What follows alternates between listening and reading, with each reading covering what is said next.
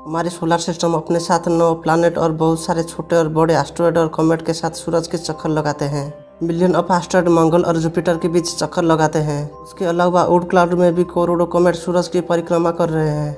हर साल तकरीबन 4000 से भी ज़्यादा एस्टेरॉयड हमारी धरती से टकराते हैं। उनमें से बहुत सारे छोटे एस्टेरॉयड होते हैं जो धरती के वायुमंडल से टकरा कर जल जाते हैं, और कुछ ऐसे एस्टेरॉयड होते हैं जो पूरी तरह नहीं जलकर धरती से टकराते हैं।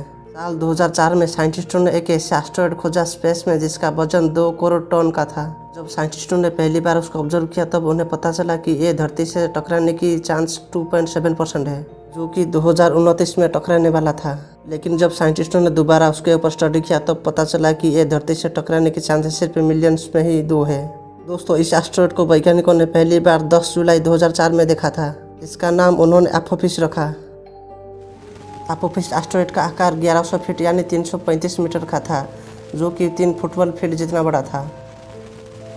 जब साइंटिस्टों ने बारीकी से उसके मूवमेंट को देखी तब पता चला कि ये एस्टेरॉयड धरती से 13 अप्रैल 2029 को धरती से बहुत पास गुजरेगी। उनके अनुसार ये धरती से 31,865 किलोमीटर दूर से गुजरेगी, जो कि पृथ्वी और चंद्रमा की दूरी का 6 गुना कम है। ये दूरी इतना कम है कि हमारे जियो स्टेशनरी सैटेलाइट सरफेस से 36,000 किलोमीटर दूर परिक्रमा कर रहे हैं। तो दोस्तों, क्या होगा अगर यदि एस्टेरॉयड एपोफिस हमारी धरती से टकराएगा? तो हमारी धरती बनने से लेकर आज तक धरती पर बहुत बड़े बड़े एस्टेरॉयड धरती से टकराते आ रहे हैं। जब से धरती पर जीवन की शुरुआत हुई आज तक 4 बार ऐसे बड़े एस्टेरॉयड टकराकर धरती पर महाविनाश हुई है। जब एक एस्टेरॉयड धरती पर टकराता है तो बिलियन ऑफ टन TNT जितनी ऊर्जा पैदा होती है। यदि एस्टेरॉयड एपोफिस धरती से टकराएगा तो मिलियन ऑफ पीपल मारे जाएंगे। एपोफिस का टक्कर इतना शक्तिशाली होगा कि जो कि 3000 बम से भी ज़्यादा शक्तिशाली होगा। ये एस्टेरॉयड जिस जगह टकराएगी वहाँ की 400 किलोमीटर एरिया तक सब कुछ जला देगी। इस एस्टेरॉयड के टकराने से तकरीबन 40 किलोमीटर लंबा और 10 किलोमीटर जितना गहरा गड्ढा बन जाएगा।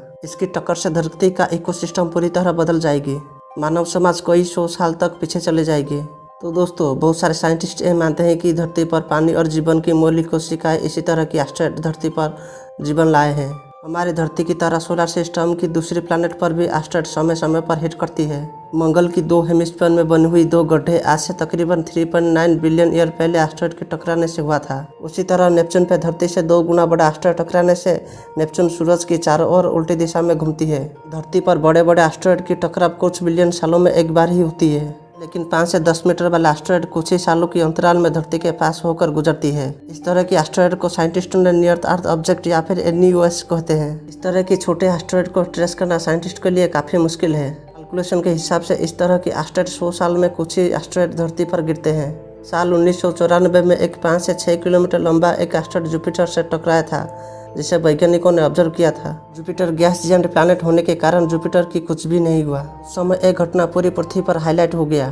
साल 2019 में वैज्ञानिकों ने 19,470 NEOS एस्टेरॉयड को ऑब्जर्व किए थे। उनमें से सिर्फ 170 ही कॉमेट होंगे, बाकी सब एस्टेरॉयड ही थे। यही सब एस्टेरॉयड को साइंटिस्टों ने बहुत सारे कैटेगरी में डिवाइड किए हुए हैं। पहला है आमोर क्लास।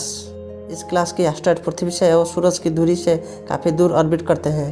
दूसरा है अपोलो क्लास एस्टेरॉयड। इस तरह के एस्टेरॉयड पृथ्वी और सूरज के बीच के ऑर्बिट के अंदर घूमती है। साल 2013 में रशिया की चेल्याबिन्स्क में हिट किए गए एस्टेरॉयड एक अपोलो क्लास की एस्टेरॉयड थी। दिसंबर 2014 में एस्ट्रोनॉमर ने 10,450 से अपोलो क्लास की एस्टेरॉयड को ट्रेस किए हुए थे। उसके बाद आता है आर्टेनी क्लास की एस्टेरॉयड। इस तरह की एस्टेरॉयड धरती के बहुत पास गुजरती है। साल 2019 में एस्ट्रोनॉमर ने उसी तरह की 1490 एस्टेरॉयड ऑब्जर्व किए हुए थे। एपोफिस एक आर्टेनी क्लास की एस्टेरॉयड है जो सूरज की परिक्रमा सिर्फ 360 दिनों में ही कर लेती है। लास्ट में आता है आर्टिरा क्लास की एस्टेरॉयड, जो सूरज और मार्स के ऑर्बिट में घूमती है, जो समय समय पर ग्रेविटेशनल स्लिंग होकर धरती के करीब आ जाती है। इस तरह की एस्टेरॉयड क्लासिफिकेशन को साइंटिस्टों ने द टोरिनो स्केल पर मापा रखा है।